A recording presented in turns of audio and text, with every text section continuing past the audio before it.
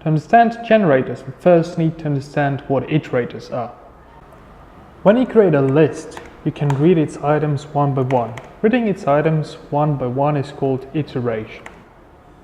Here we created a variable mylist, which is a list. Now we're iterating through mylist. Mylist is an iterable. We could have created the mylist differently. We could have used a comprehension for it.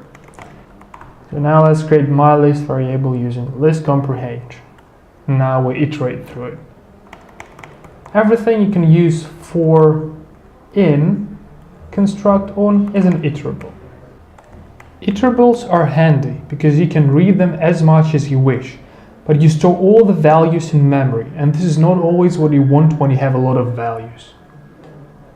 Now, generators. Generators are iterators, kind of iterable you can only iterate over once. Generators do not store all the values in memory. They generate the values on the fly.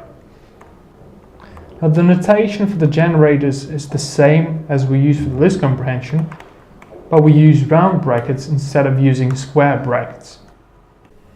Also remember that you cannot perform for I in mygenerator a second time.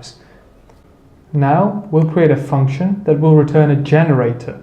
We'll also use a keyword yield for it.